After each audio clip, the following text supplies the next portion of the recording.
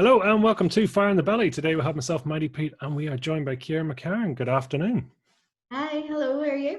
Wonderful, doing mighty well. Thank you for coming on. It's lovely to see you here. So tell us, Ciara, who are you? What are you doing? Where are you from? So my name is Ciara McCarron. I'm 34 years old and I am from Derry.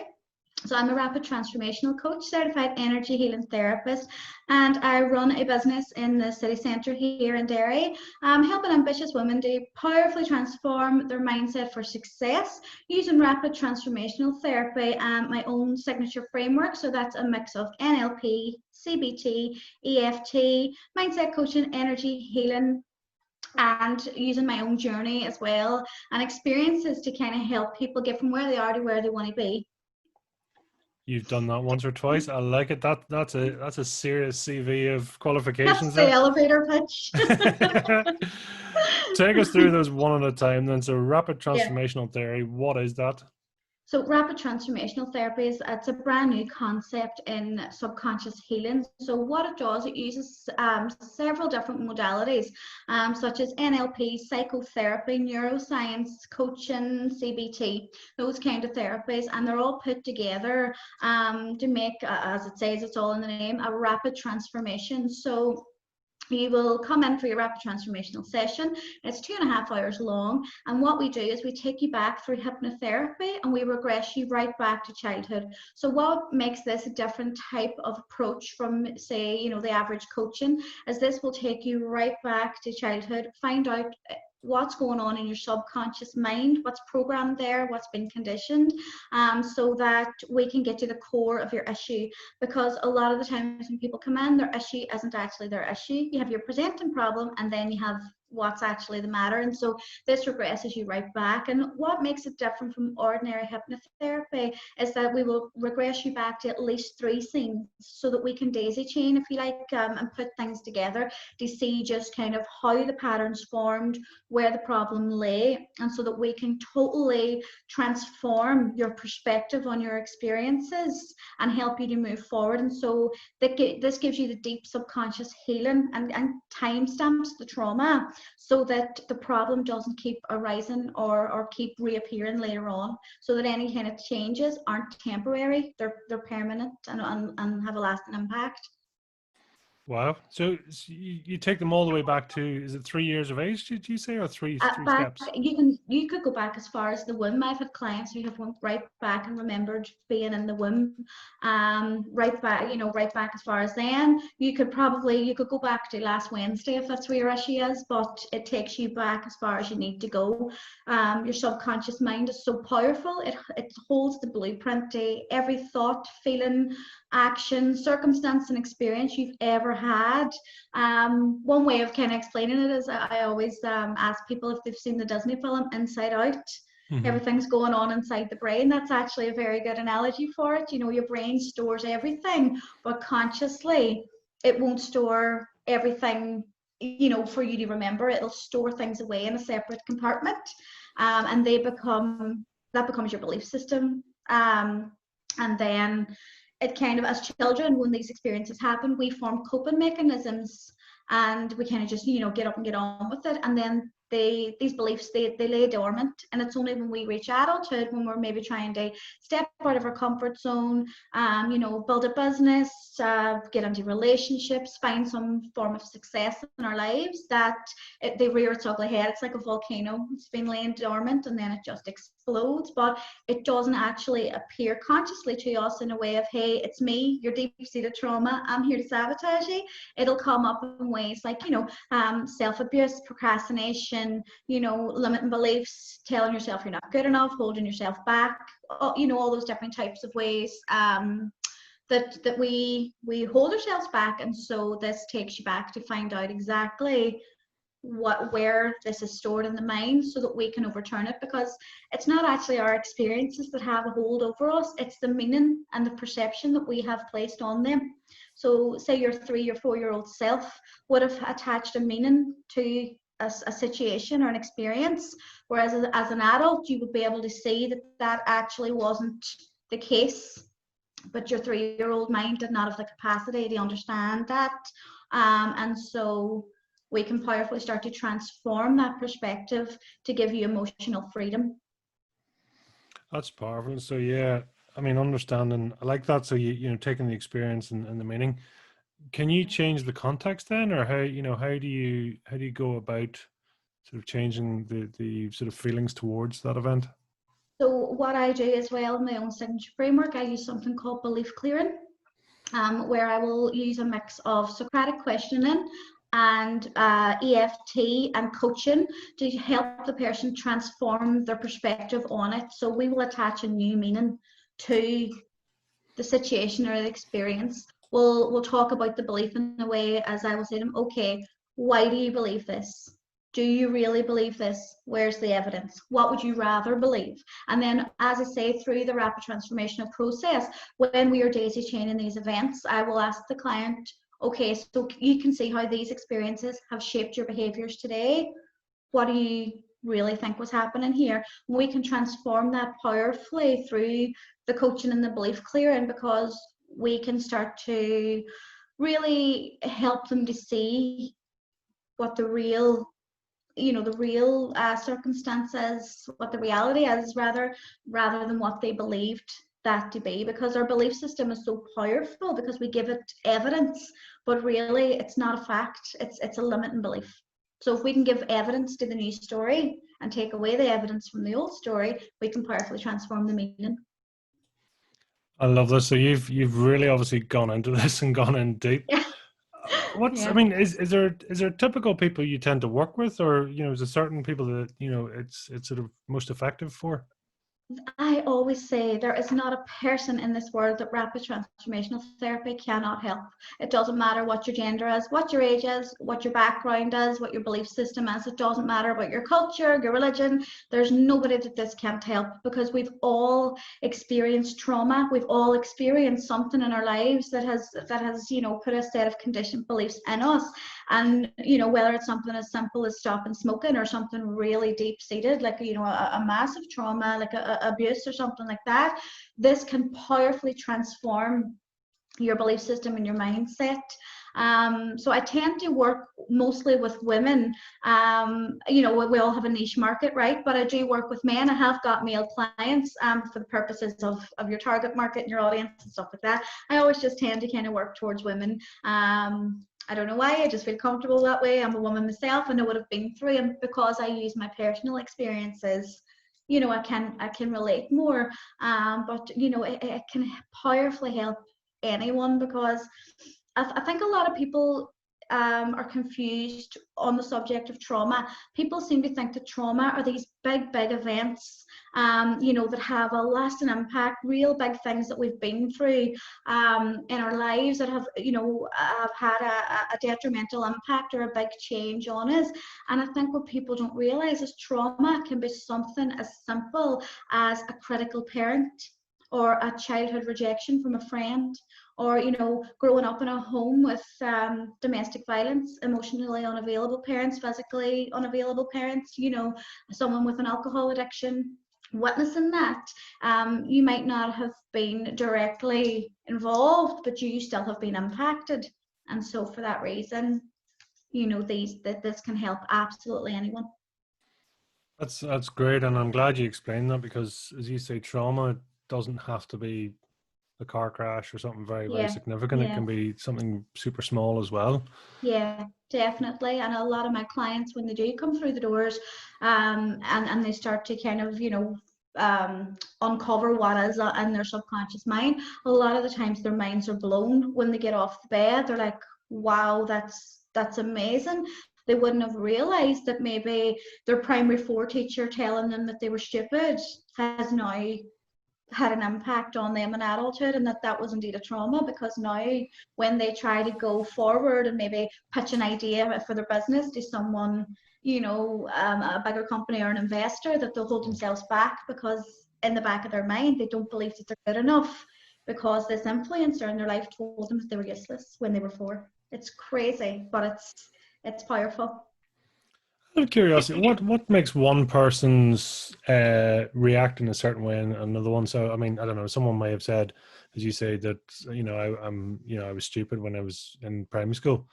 and yet the person beside me may have heard and got the same message, but it would just roll off them and not cause a traumatic event. Why do we sort of have different effects on people? Everybody's unique. Every person is unique. Everybody has a different set of beliefs, and everyone has a different background. And I always think that this is why rapid transformational therapy is amazing in comparison to maybe ordinary hypnotherapy, because it doesn't just take you back to that one scene and say, okay, this happened when you were 4, that's what your issue is. It takes you back to several other scenes. So usually what we find the difference being is this child that was told they were useless school may have had a background at home where they're being told the same, where they've had these different experiences there as well. And then this other child, may not have the same background, the same experiences as the one who has internalized this belief that they're useless. And so it could affect them in completely different ways. As I say, we are all unique and we all internalize things different, and our belief systems are formed. They're not even our own beliefs, believe it or not. They're passed down through generations. And so the people who have an influence in our lives tend to have an influence on our beliefs. It's I mean, the effect that people around us have, I don't think any parent or, well, sorry, there's, we're only now really starting to understand how much of an effect, especially in the younger years, that we have on children and the people around us, right? Yeah, definitely. One thing that I try to help people to understand is that our parents were doing the best they could, regardless. That was the best that they had. That was their 100%. And it's hard for people to take that in because maybe they've been through something really, really massive, really traumatic with their parents. And I say, your parents are also human beings who also had a childhood, who also had a set of parents or a set of influencers, or who have also maybe been through things, been through trauma. And so what learned behaviors they have, they're now using to be a parent themselves. And when people start to realize that and realize that it wasn't their fault, they're not the bad person, then that's a really big, massive energetic shift and a real source of healing for them, because we as children don't have the mental capacity to say, what, my mommy hasn't got the emotional capacity to love me because there's something missing in her. We start to think, I'm a bad person. If my mother can't love me, then I mustn't be lovable. So we start to think that we're the bad person, that kind of way. So when people realize that that's not the case, that your parents are human too, I think they find a lot of healing, and a lot of forgiveness comes from that. I think that's so interesting. And I think if you possibly go by the concept that everyone means well, it might be misguided, Yes. but they're fundamentally trying to be a good person or do the right thing, Yes. Yeah. but you have to Yeah. remember, it used to be that smoking was cool and potentially good for you according to the marketing. Smoking on an airplane was fine. Leaded petrol was cool, and all these things which at the time, and I'm sure we're going to be doing stuff now that the next generation will look back and go, God, why did they do that? Yeah. So, and Definitely. Yeah. You can't learn before you learn, right? And you definitely can't fix what you don't understand. So, that's it. You don't know what you don't know. Yeah, and exactly. And you can't beat yourself up for that. But once you learn it, you've got a whole extra set of tools that you can use then in order to respond differently and not react. I'm going to put you on the spot here, because I'm curious. I mean, with all the category of qualifications you have there, so if you can give us a snapshot. So NLP, give people an example of NLP and what it demonstrates. So NLP is neuro-linguistic programming. And I use this as part of my overall framework in order to help people powerfully transform their perspective on things. So, we're all different kinds of learners, we're all different kinds of thinkers, and there's different tools that we can use in neuro-linguistic programming that can give you a completely different perspective on something. So that's where that part comes into rapid transformational therapy. There's something that I absolutely love called the Swish Technique, and I would use that with clients as well in order, to kind of really visualize so strongly, putting that problem away and detaching yourself from it. And I just think it's just such an amazing modality, to help people, they literally program their mind in a completely different way for healing. Brilliant. CBT?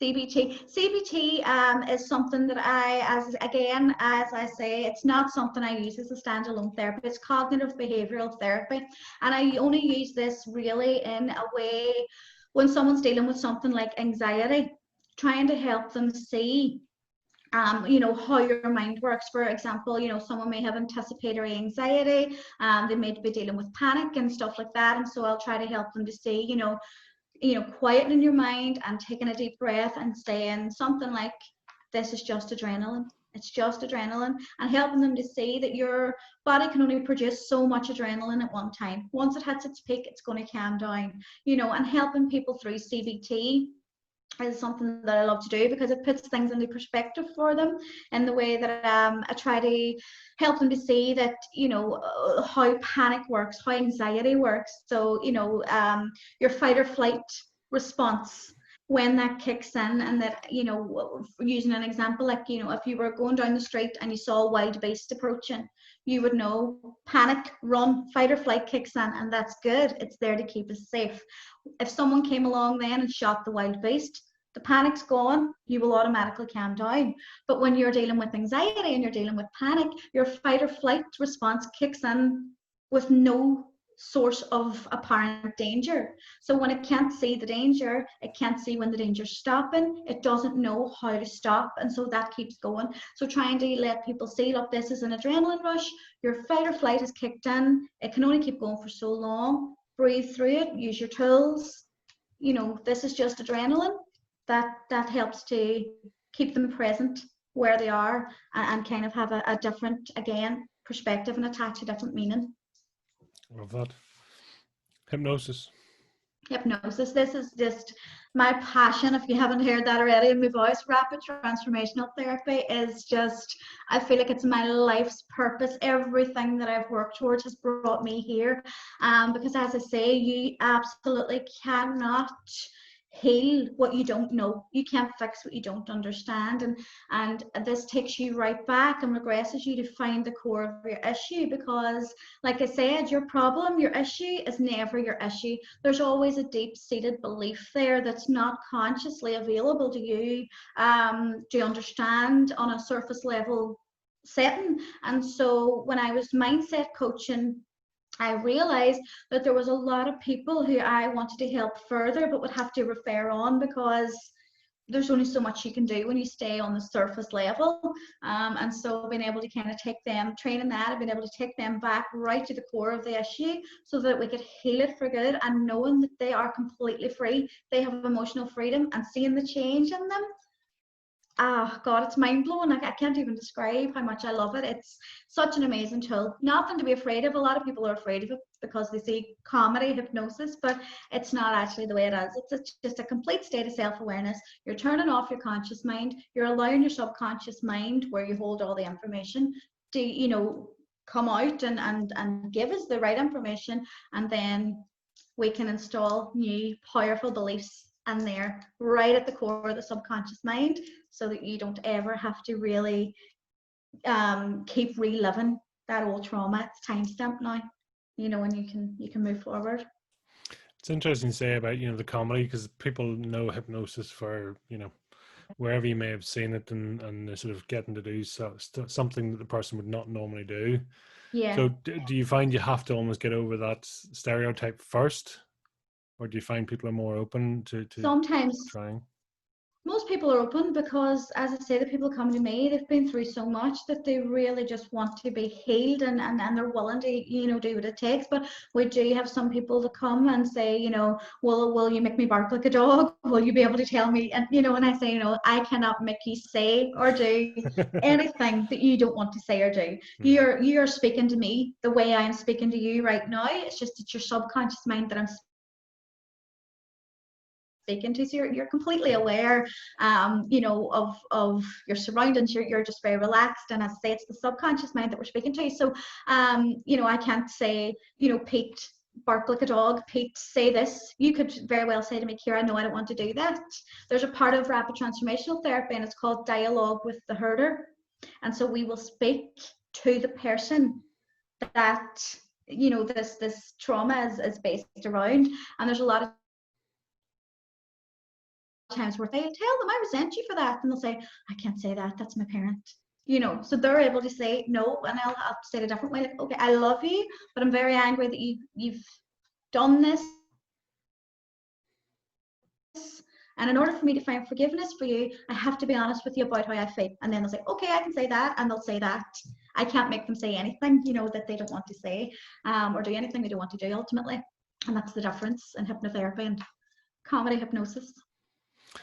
That is interesting how, you know, people have, you know, how they feel and what they say. Is that typically where you get a mismatch between, Yeah, you know, yeah, the that's sort of the exactly it. beliefs, the thoughts, the ideas, and then the actual presenting person? So you Yeah, just, yeah. There's a complete bridge, or a complete gap there, sorry, between what they think and what they do. And I'm there to bridge that gap, because you have your emotional mind and you have your logical mind. And your logical mind is your conscious mind, obviously. And then, you know, that can decide whether to accept a thought or to accept a belief or accept something as fact or fiction. But then you have your subconscious mind, and that's your emotional mind that accepts whatever you tell it. And that's how your belief system was formed. You were a walking sponge from the ages of 0 to 7. You're a walking subconscious mind, taking everything in, and that forms your emotional mind. And the thing about your emotional mind is it will take over your logical mind every single time. So you may know consciously that you maybe want to start your own business, or, you know, you want to move up the career ladder or something like that, but you find yourself, every time a promotion comes up or every time you get an opportunity to, you know, move forward in your business, you'll find yourself self-sabotaging or procrastinating, because in your emotional mind there's the deep-seated belief that you're not enough, that what you want isn't available to you, you can't achieve that. But as I say, it doesn't pop up consciously, it's there underneath. That's great. I love that. EFT, I think, is one of the other Yeah, ones. EFT is emotional freedom technique. That's tapping. It's an amazing healing modality. It seems so simple, but it's very, very powerful. So we'll be tapping at certain points, you know, throughout the head and body. And I use it as part of my belief clearing techniques, where we tap out the old belief through forgiveness and letting go, and then we tap in the new belief, and store that in there instead. So, you know, it could be, although I have allowed this limiting belief to take over my life and keep me from going for this new business, I forgive myself now and I let that go. I choose new thoughts, I choose new beliefs. I choose to believe that I am enough. And you've tapped, let me, but you know, you've tapped through certain parts, and it's just powerful. It's so simple seeming, but it's so powerful. So I use that as part of the belief clear, and that's usually maybe session 2 or 3 after the original rapid transformational therapy session, because I offer a package for 6 weeks or 3 months, so depending on what the person needs, we'll put that belief clearing session in there as well. I love that. The fact that, you know, not only are you sort of exploring what, you know, what sort of the restrictions are and going right back to the core, but you're Yeah, also then helping to actually build it back up again and bring in the new and the yeah. improved, right? Yeah, definitely. Like, you can come for a single rapid transformational therapy session, and many people do. They just need to know where this problem came from, and that's fine. They get off that bed, that's great. They can go then and use their own tools. But there are a lot of people here to get off the bed and say, okay, I know all this, what now? And it's opened up a Pandora's box for them nearly, and they're going, what now? So I never want to leave anybody in a state of knowing something that they didn't know before and not knowing how to fix it. So I always try my best to use the other modalities to completely heal them, because there's a lot of times where we learn what the actual core issue is, but we don't actually have the toolkit to transform this, let that go, and bring new beliefs in. So my signature framework is based on all of those different modalities then, where I can help you on a conscious level. So you'd have your subconscious therapy under the rapid transformational therapy. You then get a 21-day rapid transformational recording. So you'll take that away, listen every morning or every night religiously for 21 days. And then consciously you'll come see me every week, either in person or via Zoom, and we'll figure out together how we move forward from this, and what would you prefer to believe now instead. Let's bridge that gap between what you think and what you do. Let's make you into the person that you now know you deserve to be. And that's kind of how we roll. And why 21 days? 21 days. Well, apparently now it's 60-60 form of habit, but according to the rapid transformational guidelines, 21 days will lock that into your subconscious mind and really start to make the unfamiliar familiar, because your brain is hardwired to keep you safe. Its number one job is to keep you safe and alive. It's not there to keep you happy, it's there to keep you safe. And according to your subconscious mind, familiarity is safety. Again, going back to that tribal time, it's a primal instinct of back in tribal times, back way at the start, we had safety in numbers. So staying with your tribe meant that you were safe. Staying with what was familiar meant that you were safe, because you could have had neighboring tribes who were hostile, or again, wild beasts roaming. So what you didn't know was potentially a danger. So even though society has completely evolved, the human brain actually hasn't that much. It hasn't really evolved. So it still seeks to keep you safe through familiarity. So what happens when you decide to make a really big change after the rapid transformational therapy? You're coming out of your comfort zone. You're doing something that's unfamiliar. So your brain starts to freak out because it wants to keep you safe. So it's trying to pull you back where it's safe. And so it's your job over the next 21 days to really program this transformational part of your session, which I record for maybe the last 15 minutes. It's up to you to really powerfully get that into your subconscious mind, so you can make the unfamiliar familiar and make the familiar unfamiliar. So when you can make the unfamiliar familiar, your brain, it will calm itself down. It will start to realize that there's no danger in this. It will get to know it. It will become familiar, and then it will allow you to kind of proceed as you are. Love it. Such a powerful service there. Yeah, definitely. To take us back then, I mean, first of all, what's Fire in the Belly? What does that mean to you? Oh, the passion for what I do is the fire in my belly, because my why behind Redesign Your Vibe, how that was created, and the journey that it has taken me on, is such a personal one to me. And my work means so much to me, because I see so many people who are where I was, and who are who I was, sorry.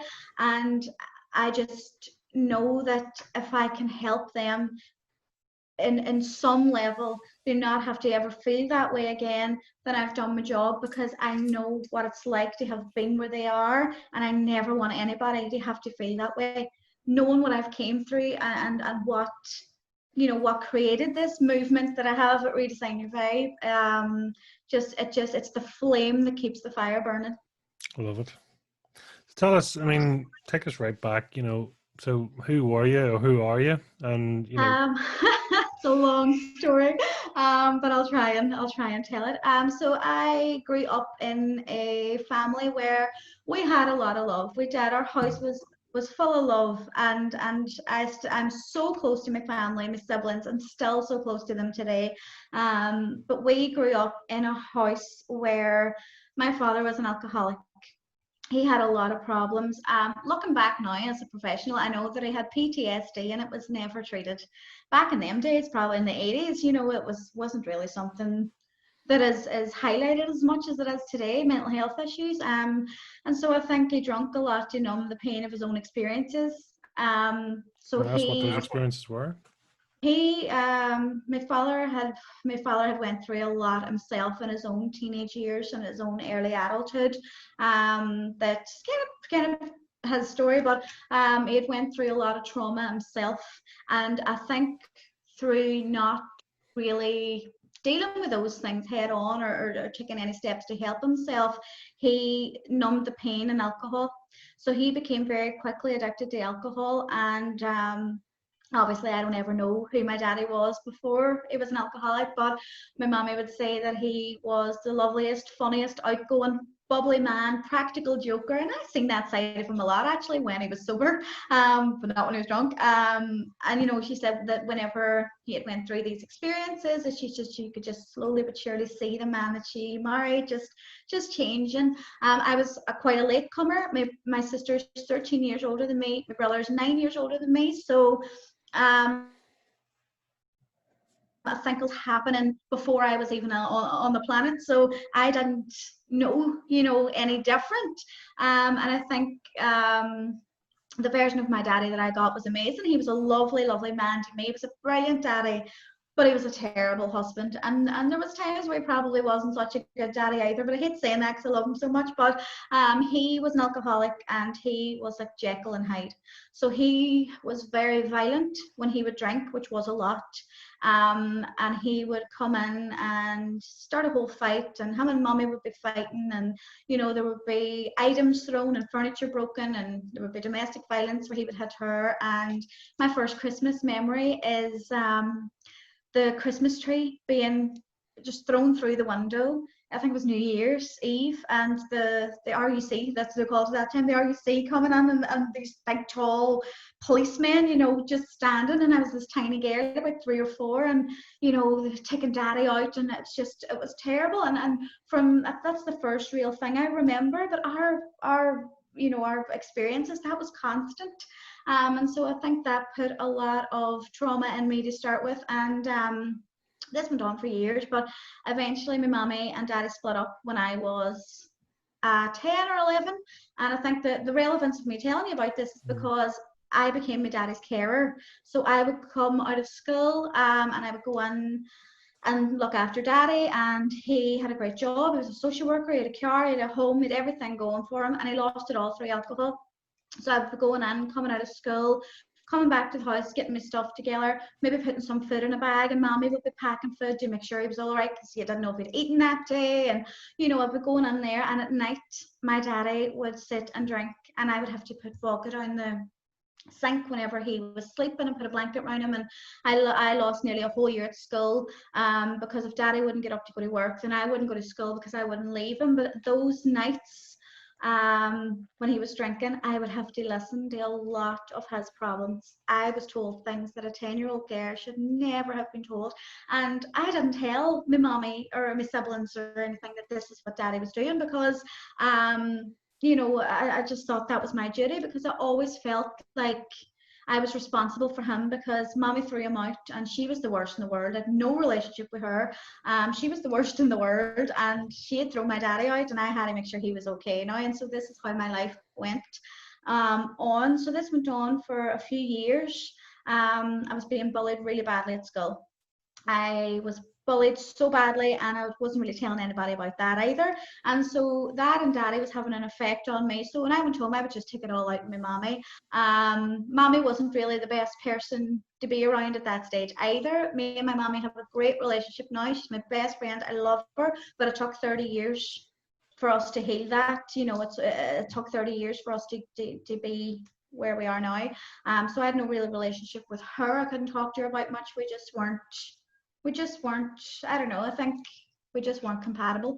I see now in adulthood I'm more like her than I ever thought I was, but and that's a good thing. But back then I just couldn't see it. So I didn't really confide in her about anything. So this went on. By the age I was 13, 14, the time I was age 13 or 14, I was a complete emotional wreck. I just couldn't figure out a way out, and I decided I don't want to be in this earth anymore. So I tried to take my own life. And I didn't tell anybody. I just got into bed and just waited for the end to meet me, I suppose. And I will believe in angels for the rest of my life, because we had just moved house recently. I had no real friends around where I was, but my friends from my old street, they had decided to come and visit me. So they had taken this hike from 30 minutes from the old estate to the new estate, and they'd come to just see me and surprise me, and they found me. And so I was taken to the hospital, and the doctor said to my mommy, you know, you're very lucky, because you would have went to wake her and she would have been gone. And you know, I was always a very very, very lonely. I didn't fit in very much with people. Looking back, I always dealt with anxiety.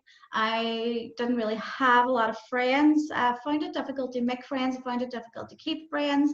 My head was always in the cloud. I was always spiritual Sally, and I just wanted to play my records. I had a record player, and I just wanted to. I was more at ease there than I ever was around people.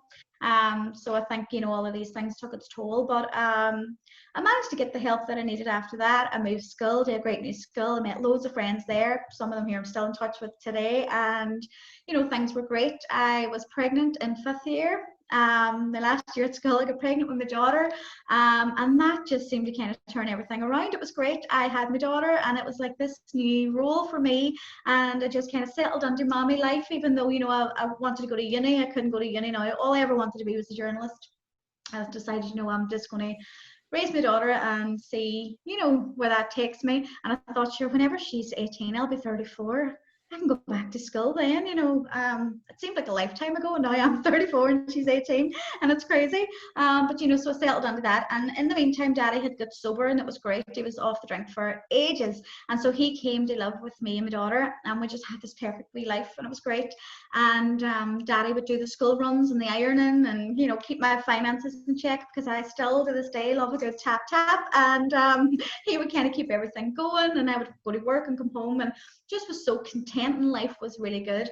And as fate would have it, my daddy went back on the drink again, and it was devastating to get that phone call after maybe a couple of years, and knowing that old sound of him being drunk on the phone, because he would always say, "Hello, Dotes," and I was going, "Oh God, no, Daddy, please don't be drunk," but he was. So he was drinking again for a while, and then he managed to get sober for good. So he was sober for good, and life was brilliant. But again, as I say, fate would have it, my daddy got sick. He had this dry skin on his face, and I kept saying, "Daddy, it's grand, it's a bit of eczema, just throw some E45 on it." One day he took a really bad turn, his whole face fell. We thought he was having a stroke. They got him to the hospital, and then they realized it was actually a carcinoma, a rare form of carcinoma in his face, and it was quite late on. At this stage, it was stage 3, moved into stage 4. Obviously, it was terminal, and there was nothing they could do for Daddy. So I became a carer to Daddy again in a completely different way this time, and I didn't mind being that carer to Daddy, because I was a cancer patient this time, and I always said he faced his demons, and he won the battle against the alcohol. Cancer doesn't discriminate; it could take anyone, right? So we got Daddy, me and my sister, my Auntie Lynn, we cared for him together, the 3 of us. And so my life was just a mix of getting up in the morning, taking Amy to school, going and seeing Daddy, going to my 9 to 2 at a job, 9 to 2, going and getting Amy from school, going back, seeing Daddy, working in the Chinese at night, and then at a couple of days in the week where I would leave my 9 to 2 job and go do the hairdressers, because I was a hairdresser for 15 years, and that was my life. And I could feel the anxiety and the depression and the old mental health issues starting to kick in again. And I just, I just kind of soldiered on, because I had to look after Daddy. So we lost Daddy in June 2011.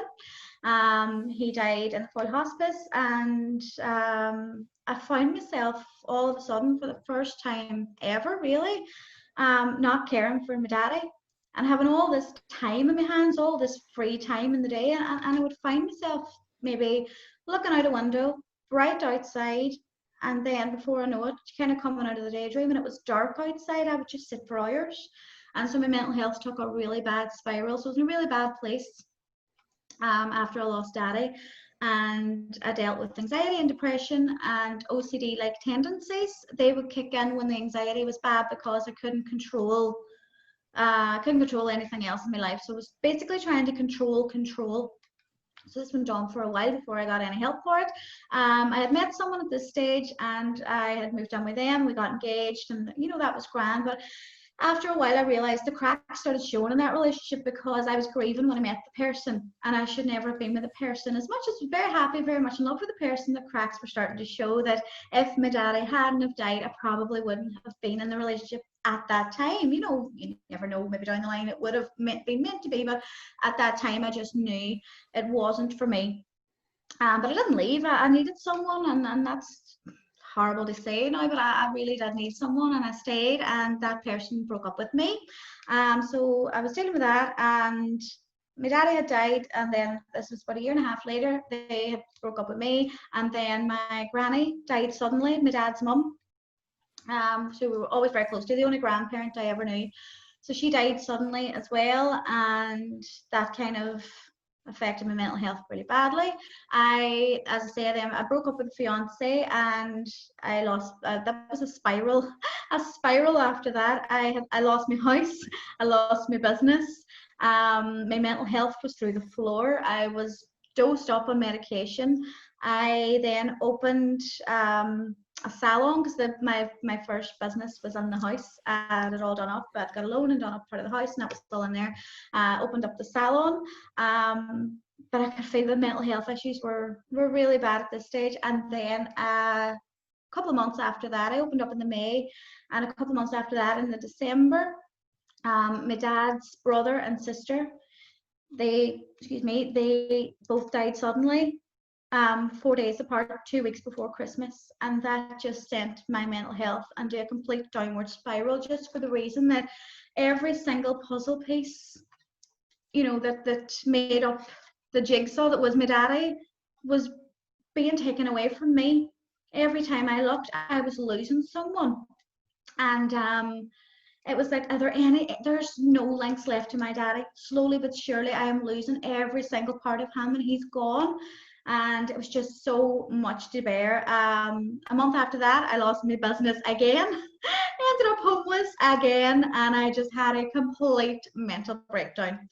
In the meantime, I got myself into a completely toxic relationship on the rebound, with a complete narcissist, and that relationship really changed me. It really just what was left of me, it just took from me, and I came out of the other side of that a completely different person, completely broken person. Anybody who's ever been through narcissistic abuse will know that when you come out the other end of that, you have no sense of self.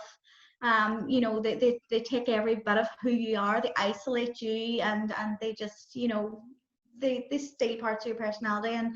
And the reason that I'm even mentioning this at all is because I had been isolated from my friends and family a lot in this relationship, one of which was one of my good friends, my cousin. And she had said to me, you're not there a lot at the minute, and you keep backing out. She started calling me back out girl, and I was going, I wasn't telling them what I was going through, so I was isolating myself from friends and family.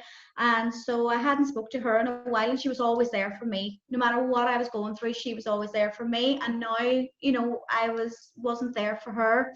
And so I don't know what it was. Something made me text her on the Monday and say, I'm really sorry, I'm going through some stuff. I shouldn't have had this from me. My mental health's through the floor. I'm really unhappy in this, relationship. I don't want to be a burden, but this is why I haven't been there for you. I'm so sorry. And of course, she gave me the whole speech, and a good kick up the backside, and said, look, it's okay. I'll meet you on Saturday. We'll go for lunch. We're going to sort it all out. It's going to be all right. And on the Friday morning, she died in a car crash.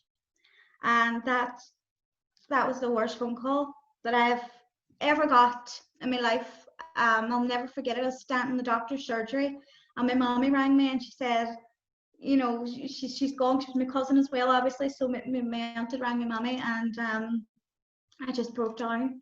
It was the guilt more than anything that I didn't get a chance to say, I'm sorry, and I love you, and I'm sorry I haven't been there for you. And I just felt like the worst friend in the world. And so I felt like I couldn't grieve for her, because there was so much guilt.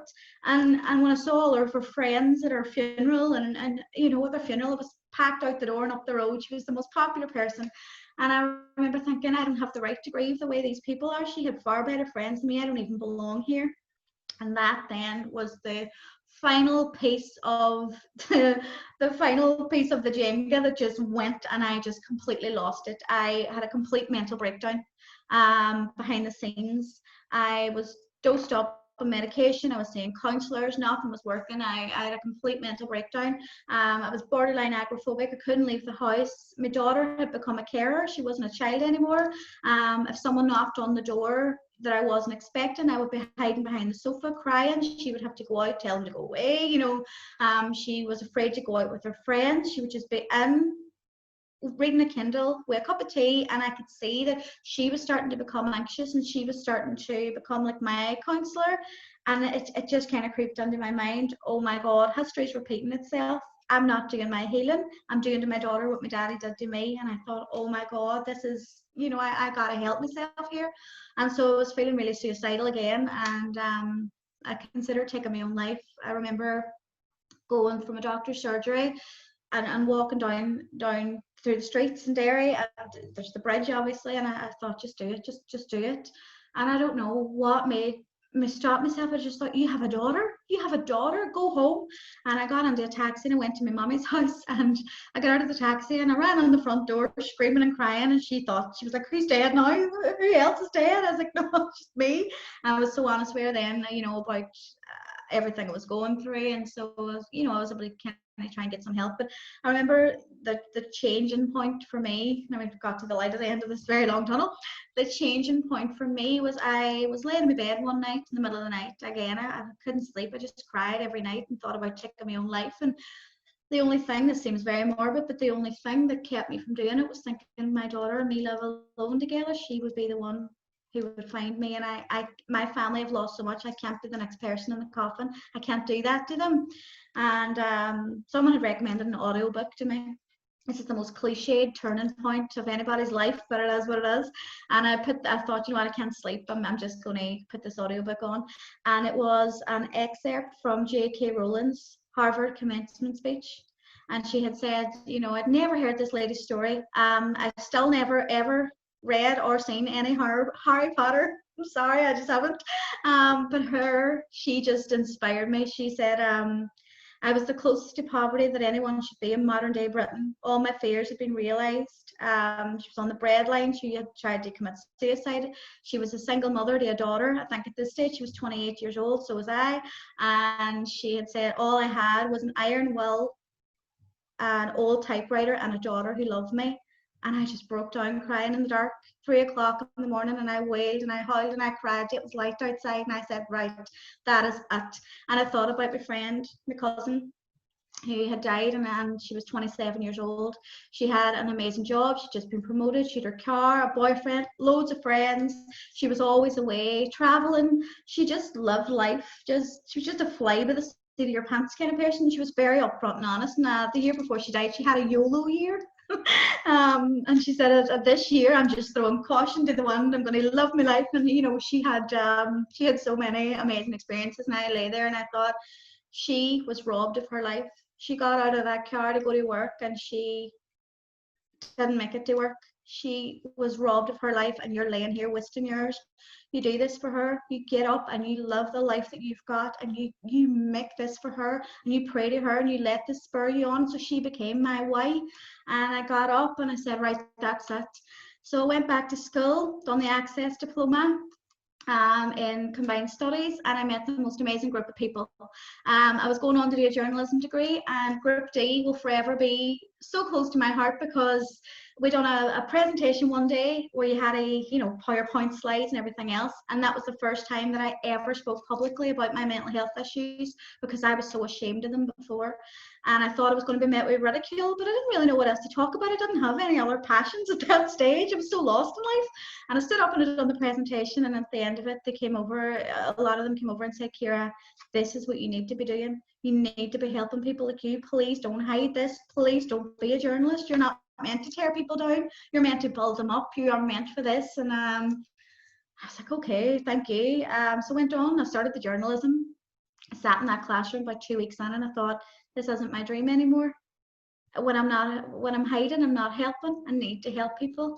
So I went on a complete mission to try and see what I could do. I didn't have any degrees. I didn't have any way of getting into university to do any kind of psychology degree or anything. I kind of was like, okay, how do I help people? So I just started blogging about mental health. I just started talking on my Facebook, done a live video, shared my story. It was called the Positivity Project. After about 3 months, I thought, I'm going to get a coaching certification. I'm going to do this. It took me 3 months after that to even come up with a name. And that was it. That was the day Redesign Your Vibe was born. And I remember sitting there, because last week I got a pop socket for my phone with my logo on it. And I said to my partner, you know, I looked at it, I said, I can't believe where Redesign Your Vibe has come. That first day, sitting at the desk in my bedroom, my beauty desk, and coming up and just thinking, Redesign Your Vibe. Yeah, that's good. Never for a second did I think that this is where it would be, that this is what it would have turned into today. It was, you know, it was a way to keep me going, to blog about my mental health, to get me over that breakdown and to get me through a lot of grief. And it has turned into something that helps people completely change their lives. And it's all built on my own mental health journey. So now I don't hide away the mental health issues, and I don't allow the stigma to attach itself to me. I don't take ownership of the word suffer anymore. I'll always say I'm a mental health warrior. And that's a big part of who I am, and that is the fire in my belly. Wow. Bit of a long one. I love how open and vulnerable and honest you are with your story. I find it quite emotional, I must say, and you know, there's so much there. I mean, there's so many levels and layers. Yeah. Do you? I'll start with this. Are you where you're supposed to be now? Yeah, 100%. I've never felt more at ease and more alignment with my true authentic self than I do at this moment in my life. Yeah. Do you feel in touch with your dad and with people that have passed? Yeah, definitely. I'm such a spiritual person anyway. I know that's not for everyone, but I do believe I'm gifted with that faith in the divine, and there's not a single day that goes past where I don't chat away to my relatives and to my daddy and everything, no matter what. I pray for guidance on it. You know, I've such a strong bond still. I know it might seem a bit out there for some people, but what gets me through is knowing they're still there. And I always say, you know what, they can do more for me now than they ever could. And they can see more now than they ever could, you know, and that really gets me through. I feel so connected to them. I was going to say, what does it do for you? How does it help you? It just it creates a sense of calm and a sense of ease in my life, that there is a higher power out there, something that, you know, is above all us, that can get us through. And times when you are facing your darkest moments and your biggest adversities, you can turn to your faith and know that, you know, they will always send you help. And again, that might seem a bit out there for some people, but every time I pray for guidance or a sign, I always get what it is that I need. You know, always get it. It's always there in some form or another. I mean, there's so many parts to your story. I mean, Yeah. any one of them alone could be enough to set somebody off, you know, on the path. Yeah. Have you had to work through all that? Do you continue to work through it, or Yeah. what stage are you at? At this stage, I've done, this is probably, so this was 2015. So I've been working on this for nearly 5 years now. Every day is a journey, and there's not any time where I'm not triggered. You know, people think healing is linear, or once you work through something, that's it, it's done. It's a constant journey. There's times where I have to remind myself, you know, of how far I've come and get my own toolkit out. And my own healing journey, that's still something that progresses. Like, I'll still book myself in for RTT or healing or coaching, or, you know, I'll still kind of work on that every day, because I know that the minute that I stop doing what I've been doing, I will slide right back to where I was, because the mental health issues are the way I don't take ownership of them anymore. It could be back like that if I allow myself to slip back into that old mindset or those old ways of being. I have to work hard to keep my energy up, because I do deal with anxiety and depression, and I do deal with OCD like tendencies, compulsive behaviors. So I know that if I allow that to slide and I get out of alignment with who I truly am, then, you know, that could come back on me. So I try to do the work still every day. Who are you truly then? Who is Ciara? I ask this question to my clients all the time. You know, I used to always say I'm a mommy and I'm a daughter and I'm this and that. I never knew who it truly was for me. And now, as cliched again as it sounds, Ciara, I am enough just as I am. I am the ditzy floral dress wearing hippie boho girl who loves suns and moons and stars and spirit and can be found with her head in a book and, just not even in touch with this this planet. I'm just very much spiritual moonchild. That's just Ciara, easy going, laid back, takes each day as she comes. Typical Gemini. And I'm curious on that. So, do you what's your inner language, your inner talk like? How does that look for you?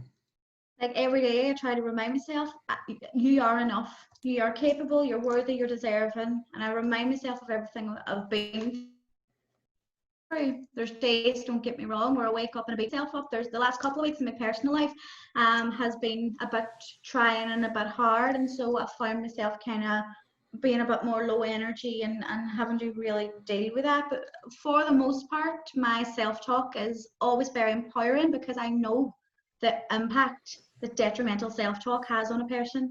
I know that when you start to measure your worth on how you look, or the scales or the labels on your clothes, the bank balance, when you start to compare yourself to people on the same journey as you, who are 10 steps ahead or who have what you want, that's going to just pull you out of alignment and push you right back. So if you can really try to keep the positive self-talk going, then you're winning, and it's not to say that you should push out your true emotions or your true feelings through positive self-talk, because that's toxic positivity. If you're feeling your feelings, then feel them, allow yourself to feel them, sit with them and heal them. There's not every day is a good day. There's good on every day, but not every day is a good day. So be who you are and feel what you're feeling. Don't move in there, have a cup of tea, sit down, but move forward. But for the most part, I try to keep on top of the self-talk, because again, everything that I've been through and the mental health issues that I deal with, it would push me back so quickly, I know, if I didn't keep on top of it.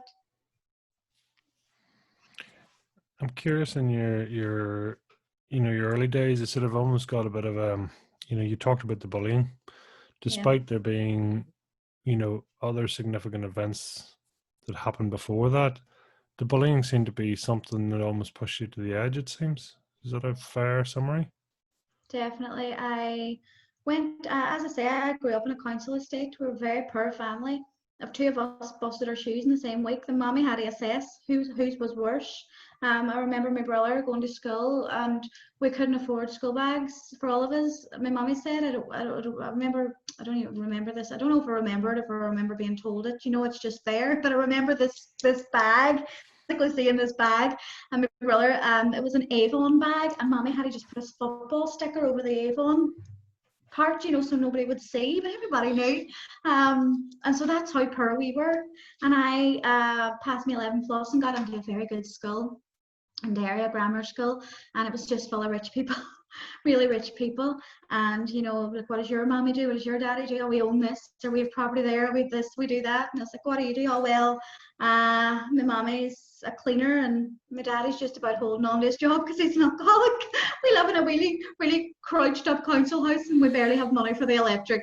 So from that, I just stood out.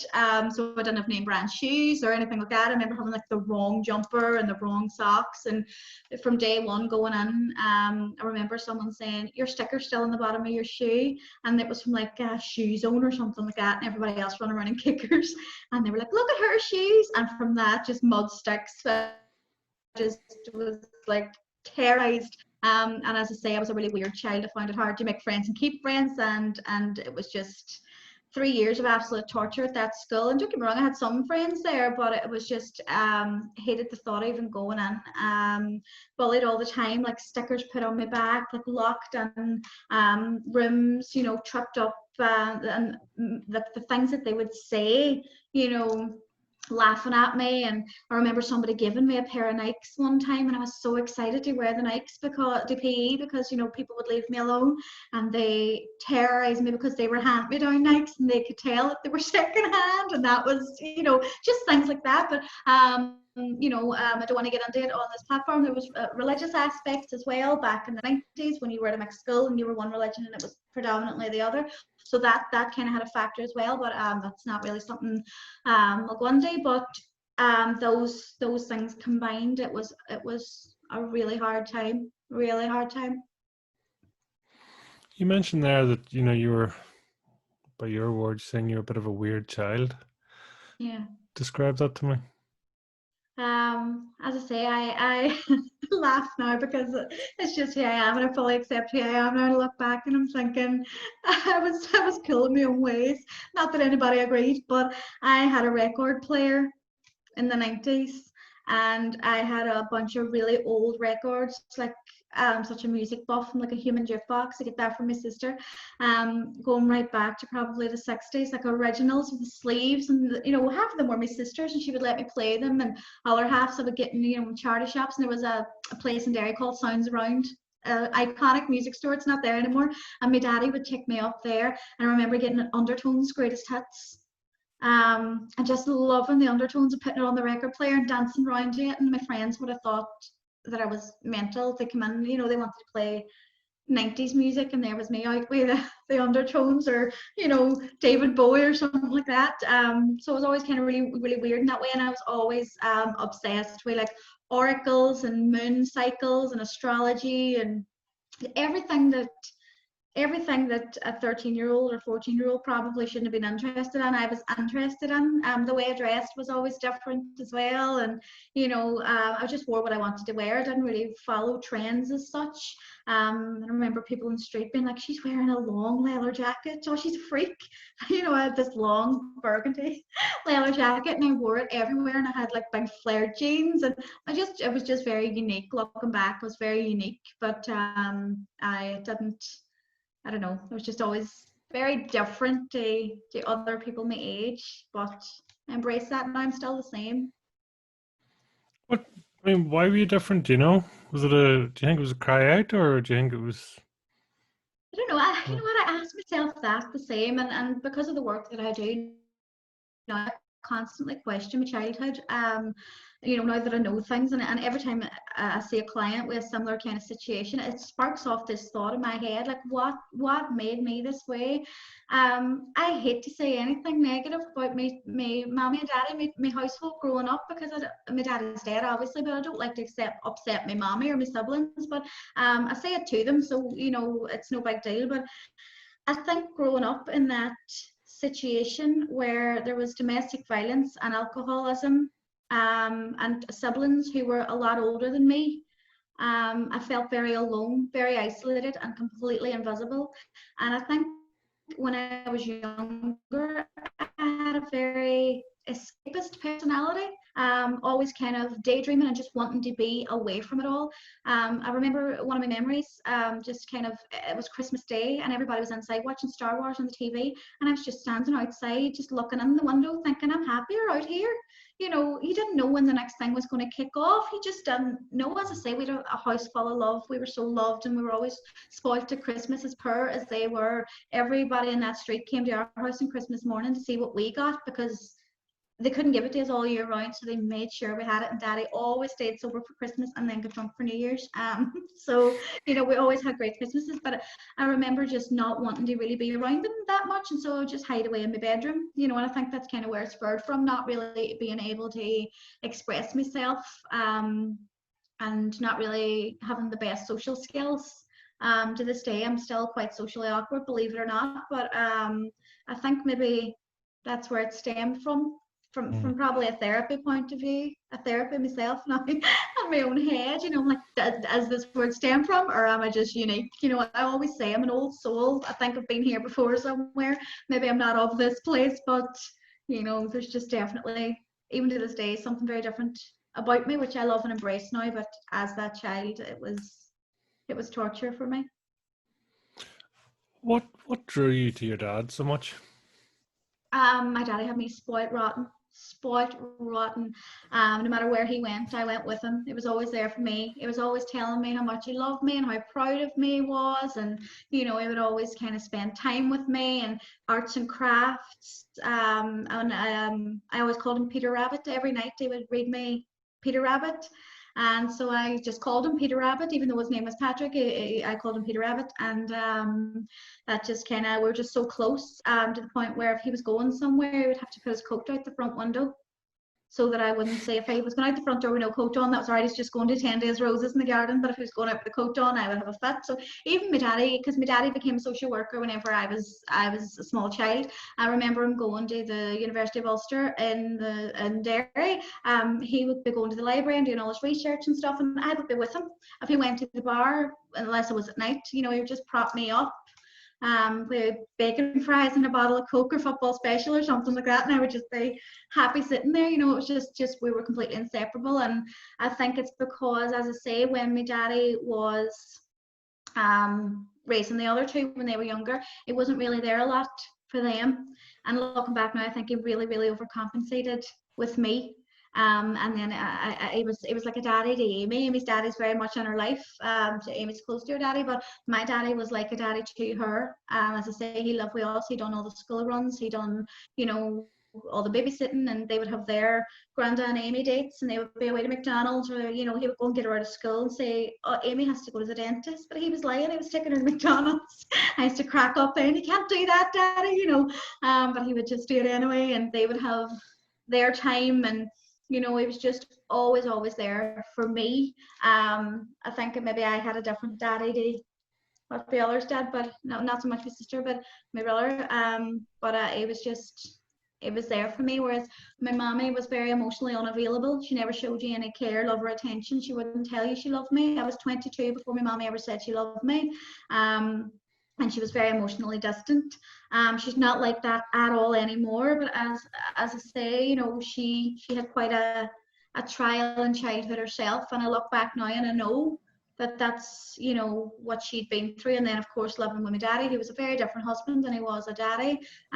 She always says she didn't really get a look in. Daddy wanted to overcompensate with me for not being there for the other two, and so he never really let me and my mommy get close. So I think it was easier for me to be drawn to my daddy, because in a world where I felt like such an outcast and so different, he was always telling me how much he was proud of me and how much he believed in me. And when not very many people wanted to spend time with me, he always had time for me.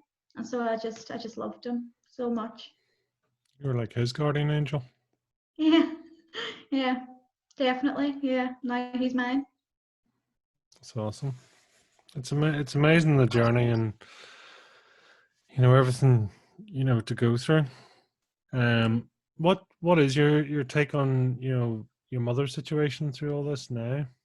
My mommy's the best person. She's so lovely, and I know her now like I've never known her before, and I know things about her, and I realize we're very much the same, and we have common interests, and we enjoy things. Like every Sunday I make us our dinner, and see, since we done this healing, just kind of came to a head one time, and I said, I can't cope with this anymore. Why do you treat me so different than the other two? She would always buy me stuff, and I said, I don't want your presents, I want your love.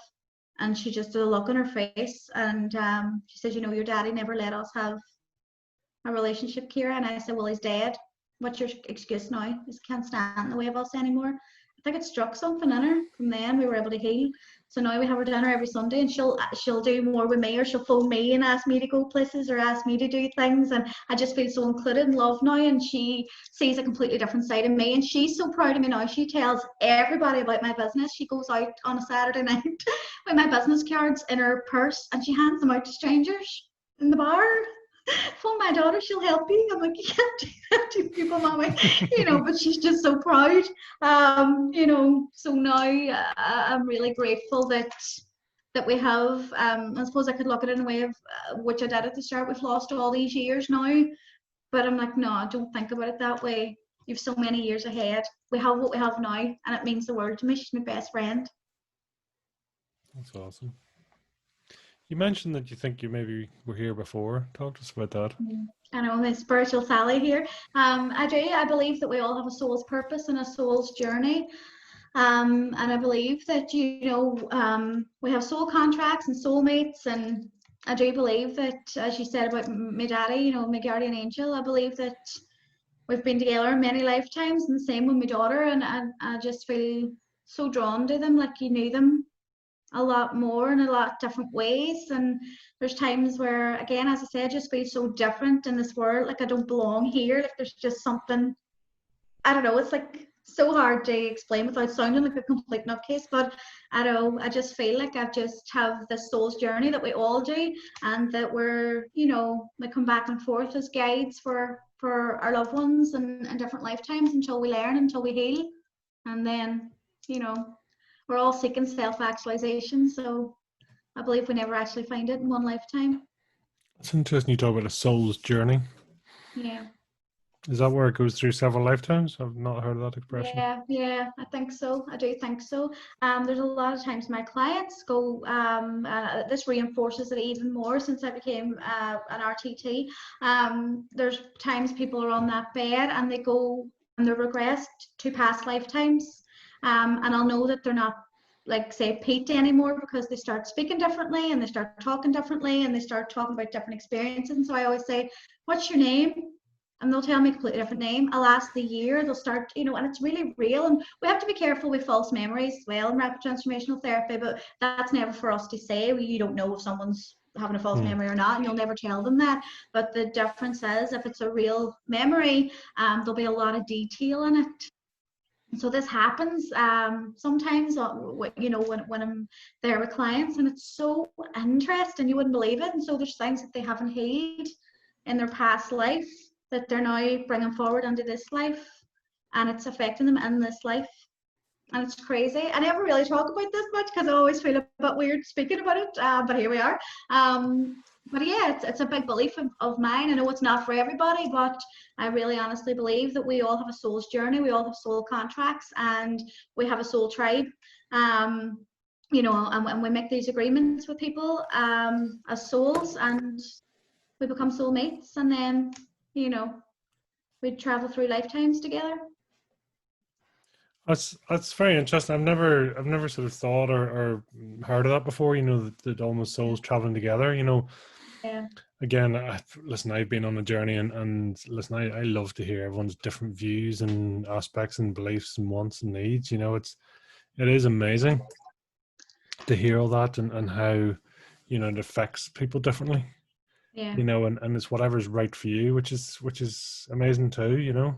Definitely, I always say, you know, do whatever you need to do and believe whatever you need to believe to, you know, get through your journey, and to, you know, survive and thrive and flourish, because different people have different beliefs. It's not to say one's right and one's wrong, and what might be really out there to someone might be spot on for someone else. You know, there could be someone, you know, watching this or listening and saying, oh, you know what, I totally believe in that and I've had that experience, and there could be someone else going, she has lost the plot, you know, but it doesn't mean it's right or wrong. It's different people have different ways of, you know, keeping themselves thriving, and your beliefs, I believe, they're either really, really empowering or really, really detrimental to your life experience. You come across as being incredibly open. Is that, you know, Yeah. there doesn't seem to be any filter here at all, which is a massive compliment. You know, please don't take that the wrong way. It's okay. I've heard that a lot. My life, she has no filter. It's not always in a positive way, so I'll take the compliment. Yeah, no, I'm a very much heart in my sleeve kind of person. I'm an open book. You ask me a question and I'll tell you. That's just who I am. It's who I've always been. Sometimes I probably think afterwards, you should not have said that, Ciara. Oh my God. But for the best part, I think it's good, because especially in the type of work that I do, and because it is my real soul purpose and my life mission, I think if I was such a relate to, you know, how can I help them heal? You know, if my story helps just one person to be able to let go of stigma, make that phone call, hang on to life another day, leave the abusive relationship, or, you know, start going in the direction of their dreams, then I'll tell my story, because anybody who doesn't want to hear it just doesn't have to listen. If it triggers them or makes them feel uncomfortable, that's okay. You don't have to listen. But I'm very much an open book, because I do believe that sometimes someone's timeline can be someone else's lifeline. You know, you don't know who you're helping. They might never ever reach out, but they might take action. I love that. That's such a true thing, as you say. It takes, you know, one person, you know, might hear one thing. That's enough. Yeah, yeah. I was interested there. You talked about, was it around 13, 14 years of age when you first tried to commit suicide? Yeah, yeah, I'll never forget it. It was a Saturday. Brookside was on the TV. That's how long ago it was. Brookside Omnibus and Channel 4. I'll never forget it. It was a Saturday, it was September, and I remember what song was on the radio in my head, and I remember just thinking, that's it. And it wasn't a cry for help, it wasn't for attention. I genuinely told no one. I just had enough. And um, I thought, right, that's it, that's the end of me. And as I say, I just believe in angels, because it just wasn't meant to be the end of my journey. I had so much more to do. When I look back, I wouldn't have had my daughter, she wouldn't exist in this world. I would have had two, a nephew and a niece who barely knew me, and 9 more who never would have met me.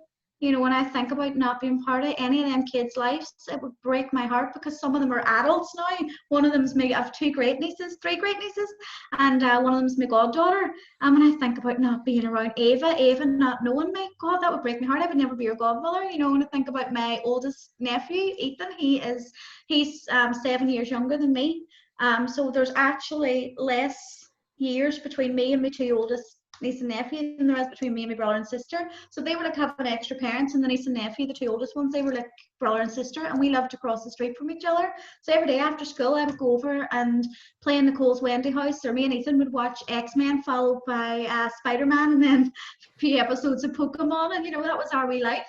When I think about nearly leaving all that behind, I'm so, so glad that I didn't succeed, because waking up in the hospital with my family surrounding me, and the looks on their faces, it's enough to scare you and to waking yourself up. Because I think a lot of people who commit suicide, you're that far gone.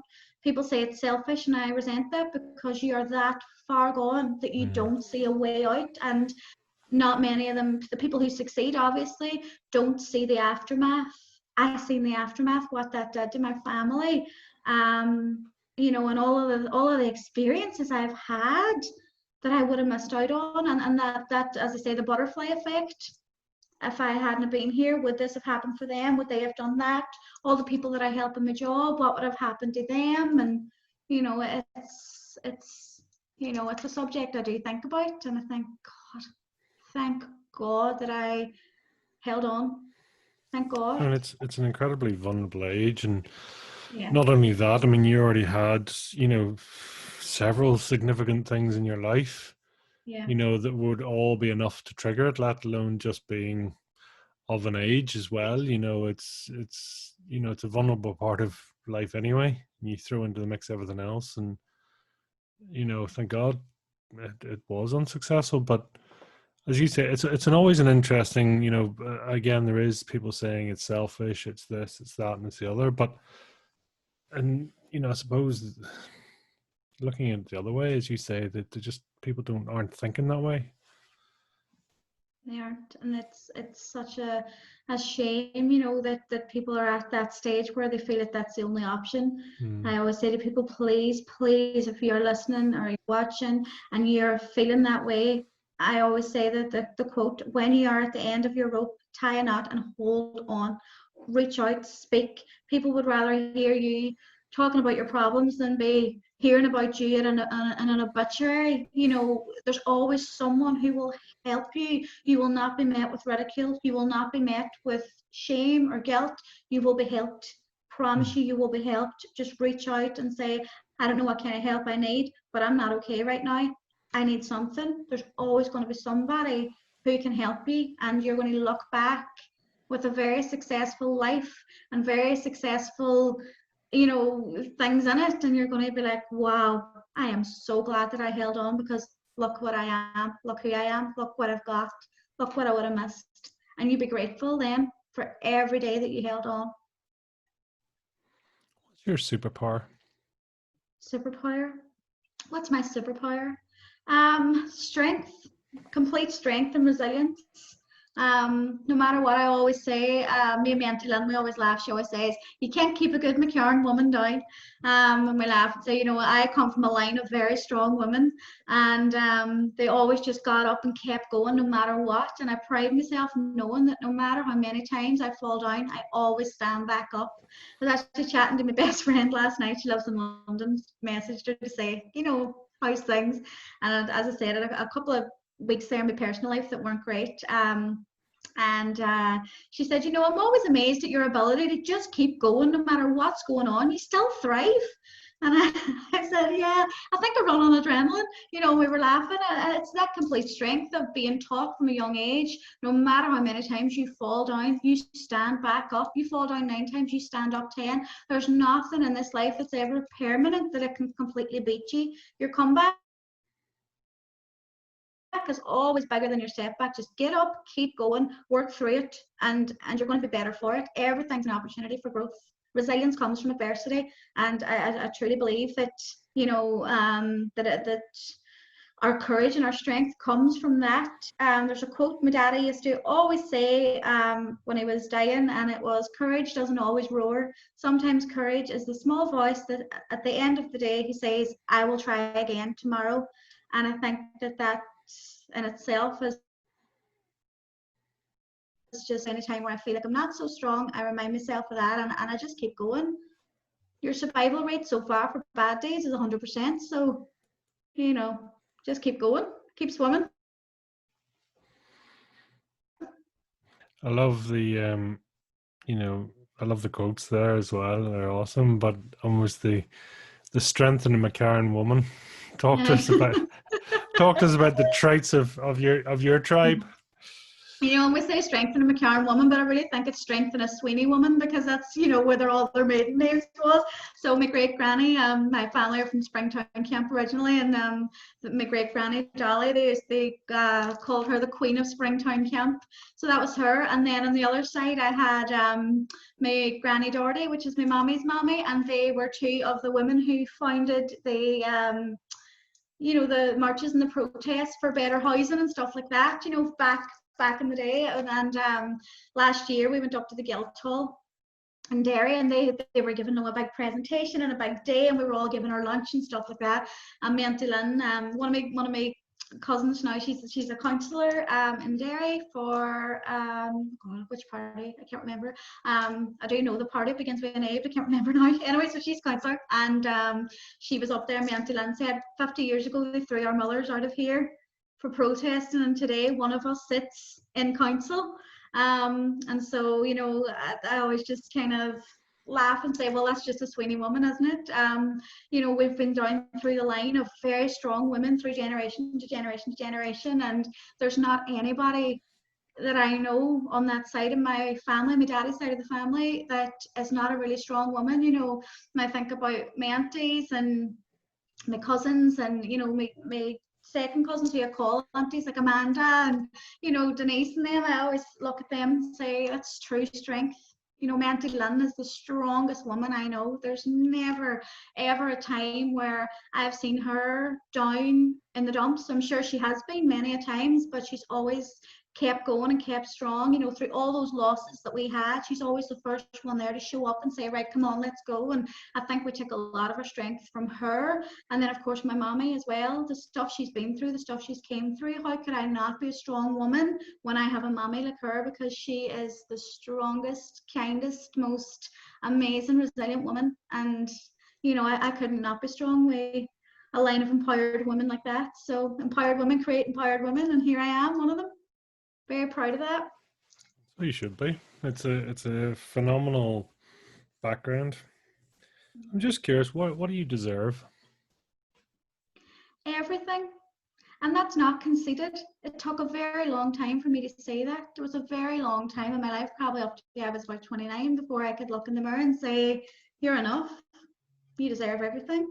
There's a lot of things in my life that I'm only really just getting now, because I've only just started to believe I deserve them. But I know I deserve everything.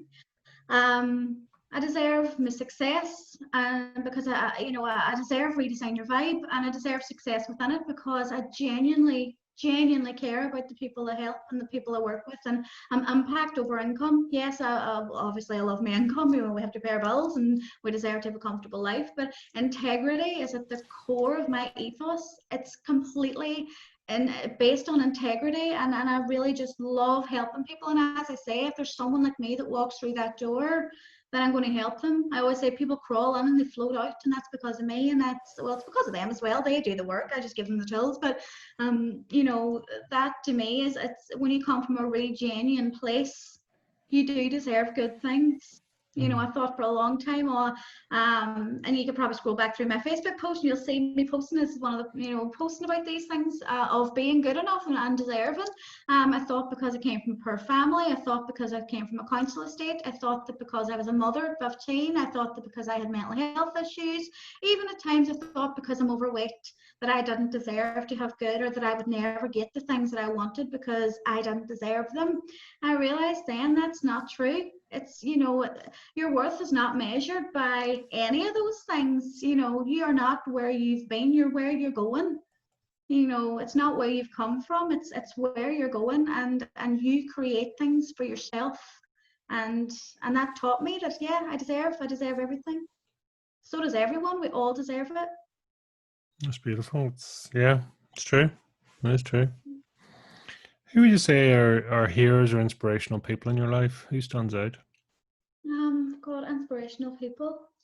Again, as I say, the strong line of women that I come from. My sister. When I look at her journey, my sister has been through obviously the same kind of childhood as me and stuff in her adult life that again isn't mine to discuss, but she has been through so much, and she again just comes through the other side, and she's still happy and smiling, and she sees the good in everybody. There's times when I say, Nola, come on, be realistic, and she's like, oh, but they don't, and I'm like, come on, come back to earth. She sees the good in everything and everyone, and she's just always been there for me. My sister raised me.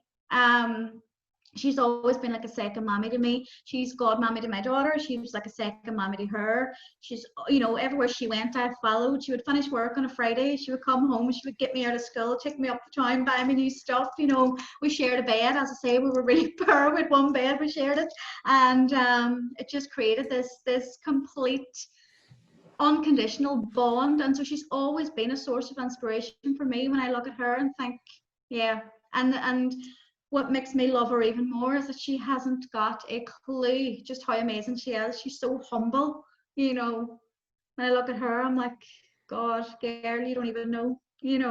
She's everybody's mommy, if that makes sense. She just loves children and loves being there for people, and she's always the one that hosts everything and hosts Christmas and runs around making sure everything's perfect, and she just has a massive heart. And again, she just reminds me of my Auntie Lynn, because that's where she gets it from, that kind of way. So yeah, all those, my mom and my Auntie Lynn and my sister, they're massive inspiration for me.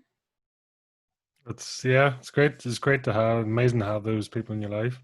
Yeah, I'm very lucky. I have a very good family. What, in hindsight, what could you have done to help you at that early age? I'm not sure. I look back and I think, if I had changed who I was, and if I had changed certain things or went down a different path, I wouldn't be who I am now. I always say I'm me because I was her, and I'm proud of that, and I wouldn't change it, because she's the one that done all the hard work. She's the one that put the fight up. She's the one that made the decision. She's the one that done the healing to create who I am. And so if I changed any of that in order to change her or to keep her and shield her from going through what she went through, then yeah, maybe she wouldn't have had to go through it, but she wouldn't have learned the lessons, and she wouldn't have gained the knowledge, and she just would not be who she is now, which is me. And I'm very proud of me, because as I say, I'm me because I was her, and she's a fighter. It's amazing, disassociation language. Is that intentional? Because I think it's just something that comes to me now, because I'm like, I don't know her anymore. She's not existing anymore. She's an older version of me, yes, but I'm not her. She's a very different person. Do you know that kind of way? Mm-hmm. I don't resonate with her anymore. I look at her, I don't have any of the same friends anymore. I don't have any of the same hobbies. I don't look the same. I don't live in the same place. I don't have any of the same things, same interests, nothing. None of that exists anymore. It's very strange, but it also comes with evolution. I think for a long, long time, I was who everyone wanted me to be, who they expected me to be, trying to fit in, going with latest trends, always going in the direction of other people, being in relationships, going in the direction of their hobbies, their dreams, getting to know their friends, things like that, because I didn't have a clue who I was, what I wanted, where I was going. I didn't know. I had to learn. I had to take time out and actually say, who the hell am I?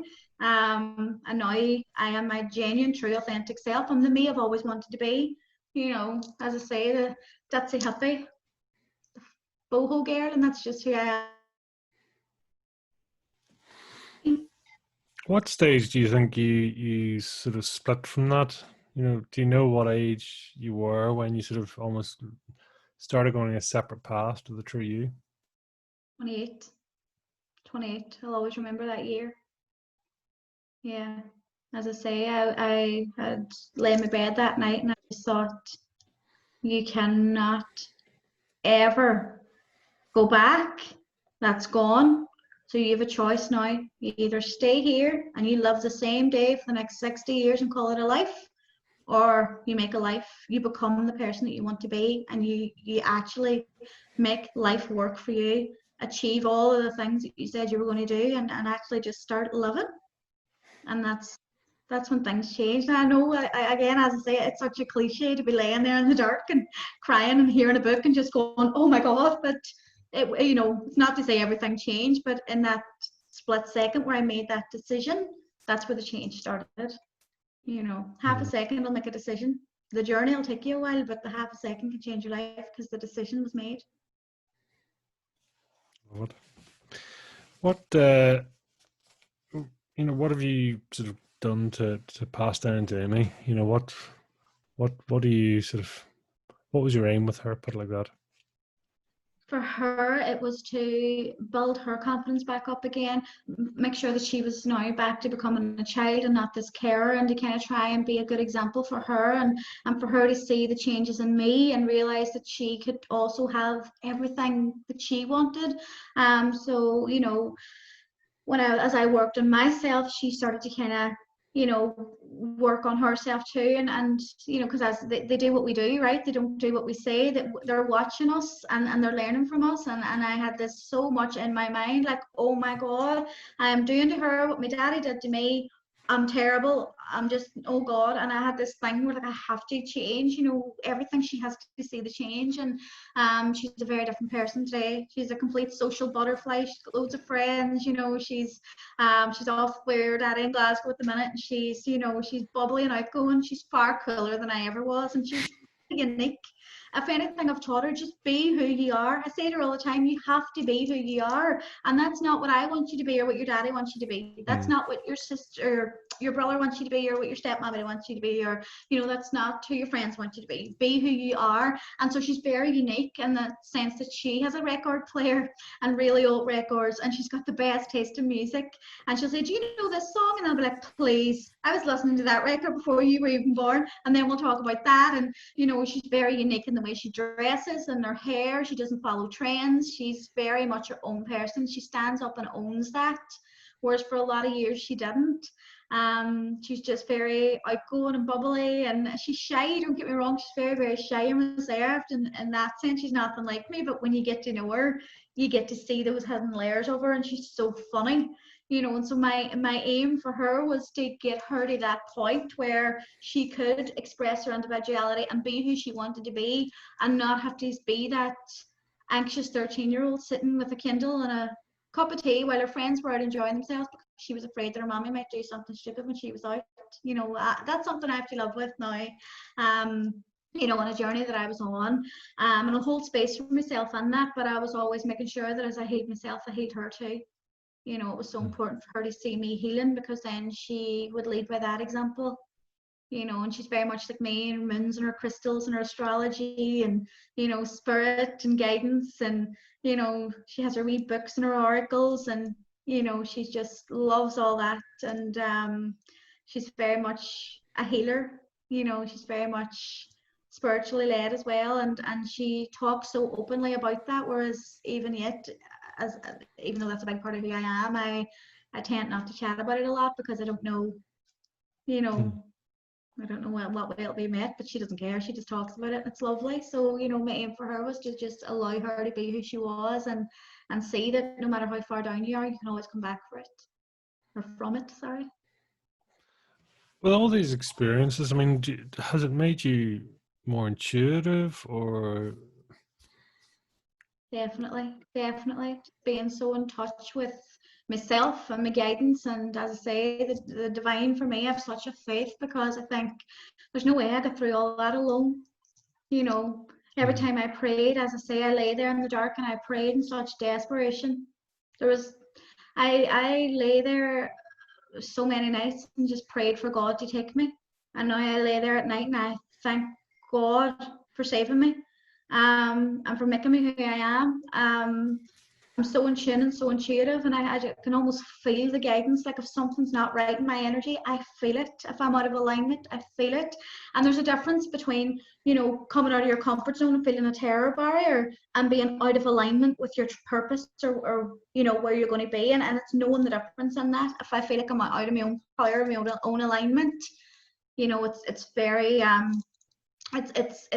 it's very deep, that feeling inside me, because I know that I'm so connected now. Because as I say, there was a time where I prayed for God to take me, and he showed me a better way instead, if that makes any sense.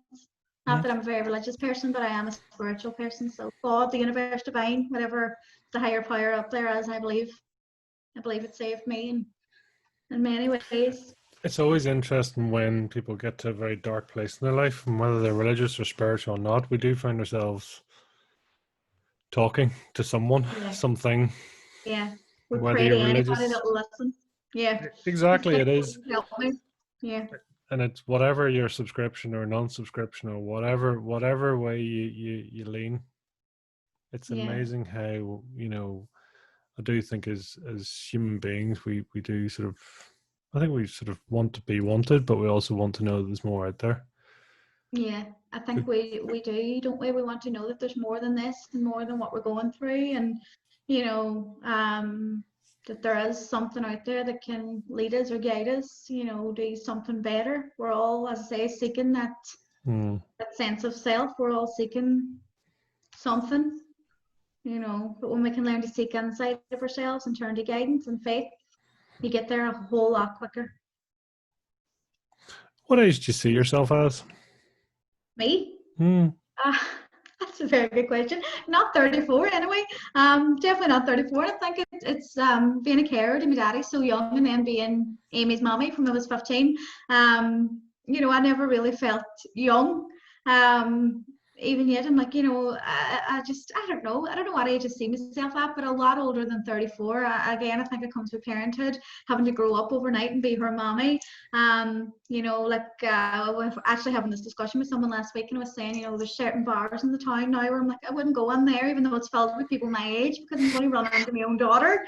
Or you know, I wouldn't wear certain things because that's what the teenagers are wearing, and you know, I have a daughter. He's like, that's nonsense. You're still only 34, and I say, I know, but I don't feel that way for some reason. I always just feel older. Like I said, I'm an old soul. I know I've been here before. God knows what age my soul is, but Kira's 34, but I don't know what age my soul is. I find it interesting even that you sort of you talk in the third person about yourself as well in some instances, you know. So I think there's Your definitely soul knows. something's going Your soul on, you knows. know. Oh God. Talk about guilty pleasure for you. Guilty pleasure for me. Oh my God. I probably chocolate and and rewatching old episodes of Friends. That's my downtime. I don't watch TV, but no, I'm very proud to say that I am yet unbeaten by anybody in a Friends quiz ever. So for all the ridiculous achievements in life, that is mine. I just love, like, the very odd time I do switch off, mostly just when I absolutely have to. I just like to crawl up under a blanket. I have my same wee purple blanket that I've always had, and I crawl up under it and I watch Friends reruns and I eat chocolate, and it just makes me so happy. What's your chocolate go-to then? Probably a Galaxy or a Whisper. Which you gotta choose now. You can't sit in the fence Oh here. God, gone to my head. Probably a Galaxy bar. Yeah. Yeah. Nice. A big one or a wee one? Oh God, it's a big one. Big ones. Share bars aren't for sharing. Just out of interest, because what would be the perfect Saturday for you? Perfect Saturday for me. I just love to just get in the car and just go we drive somewhere out the back of nowhere, discovering like new places. You might find like a wee beach or a nice lighthouse or just something in nature.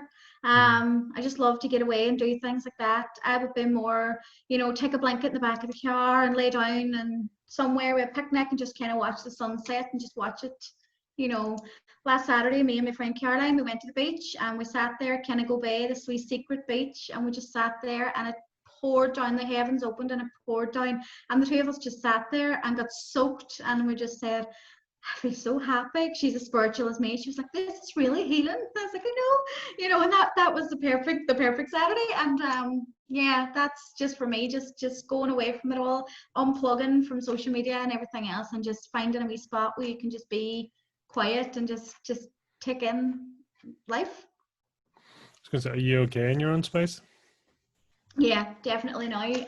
For a long time I couldn't be alone. I hated being alone. I didn't like to sit with my own company because that meant sitting with my own thoughts, and I was always having to kind of, go to my sister's house or go to my mommy's or have someone sleeping over Mm. or go somewhere and sleep over. And I couldn't sit still. Oh my God, I couldn't sit still. I was forever moving house and forever moving job, and I just couldn't sit still. But now, as I say, 2017 came around, and I was in yet another relationship that I was losing myself in, and we broke up. And I thought, who am I? Like, what even am I without a relationship? I just keep being in relationships that last a couple of months because I can't hold them down. And I said, right, that's it. I'm going on a mission. I'm going to spend as long as it takes single, and I'm going to get to know myself. And so I started dating myself. Like, I was in London at the time, and I would go and have breakfast at Bill's. They'd on like the lovely poached eggs, and I used to go and sit in the cinema at Shepherd's Bush, and I would go and sit in coffee shops, and I dated myself, and I got to know myself. And I spent 3 years single then, before I met my partner, who I absolutely adore, and I ended up realizing he was there the whole time. We've been friends for 12 years, but I knew that I wasn't ready for him, so I never would have attracted him before that. He's very much okay in his own space, so it's probably good that I am now too. But I knew that I had to kind of get to know me and be able to sit in a room alone without feeling lonely. So it took me two years to be able to do it, but now I love my own space. I love being alone with myself, my own thoughts, and just going away and having a day by myself and just dating myself. Before lockdown, I had my coffee date Thursdays. Every Thursday lunchtime, I just take myself to Cafe Nero because they've got a big window where you can people watch, which is one of me and my daddy's favorite things to do, is to go people watching. And I just sit there and just give people characters. Probably a bit judgy, but not in a bad way. I just love it. Love my own space. And like, I was going to say, even your own sort of self-talk through that, do you have to, you find yourself constantly having to work on it, or are Not you? anymore, no. Mm. Like now, I would probably be the other way, in the way that I have to remind myself sometimes, Ciara, please go and be around people. It's maybe that I've got so used to my own space and so used to being comfortable sitting in or going places by myself that maybe now I would forget to invite people if I'm going out, or I would, think about events that I have to go to, and I'm like, oh God, do I really have to go to this? I'm okay here. So I have to kind of work on it the other way now. Maybe I've taken myself too far down that road where I'm going, right, I really need to be a bit more social now. Whereas before I was a social butterfly, now I'm not at all. Tell me, where are you now and where are you going? Right now, I'm in a very good place right now, emotionally and in my business, and I've kind of learned that my business is exactly where it's supposed to be. I get very impatient. I'm only human, and I get very impatient. Like, I want everything yesterday. Sometimes I forget to enjoy the journey. So then I have to kind of bring myself back to center and back to self and say, right, okay, doesn't matter where they are. They've been at this for 7 years. Let them go. You've been at it for 2, or things like that, or three now actually. And I bring myself back to center, so I know that where I'm going is, somewhere that I've always wanted to be, and that's helping people on a massive scale, on a global scale, to find emotional freedom. I always say to people, you can go and do the blueprint to success and this and that and the other, but you have to heal, and that's a journey. And sometimes it might take longer, but you're going to get where you're going in the end. It's all about the journey. So I think I'm trying to keep myself, in that space of here and now. That's where I'm at now. For Redesign Your Vibe in the future, I want to host my own events, in person with nice big tables, and have, like a wedding setup, with all the big tables, and they'll all have their workbooks, and we'll have our overhead screen. It'll just be a big experience day. I want to be hosting things like that. I've just launched my membership for women who are looking to find mindset for business. I'm not a business coach by any means. I'm just like a primer for it, because everything starts with you, right? So helping them to get rid of the old beliefs that stops them moving forward. So I've just launched that. I'm launching a 12-week academy for the same thing, like really going in depth. As I say, I built my business from scratch. I had nothing. I had no money. I was feeding my child from a food bank at that stage, and I had 4G, and I had a notepad and pen, and that is how I grew my business to start with. And so what it is today, everything is, I'm a team of one still, and so I want to teach people that you can do that, and how to do everything from mindset to marketing to strategy, the whole way, the blueprint properly. So that's what I'm doing there. And as I say, just on a global scale, one of my big goals is to be on the TED stage, the actual TED stage, and do a TED talk there, and to, again, as I say, really reach a global audience, by helping them through rapid transformational therapy, because I believe that when you heal one, you heal all. If I can help heal just one person, then really I'm healing the collective, because that one person who's healed changes their lives, and it has a knock-on effect on the people in their lives. So if I can reach people on a global scale and collectively heal, then that's exactly where Redesign Your Vibe is going. Beautiful. I have no doubt you're going to get there, and it's awesome. Tell me, any books or anything that stands out for you that you'd recommend for people? I love The Alchemist by Paulo Coelho.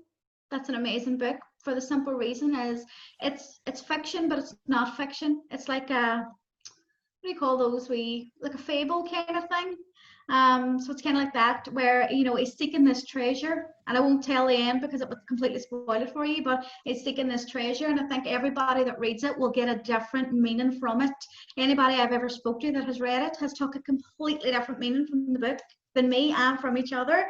And so I'm like, wow, that really is so impactful.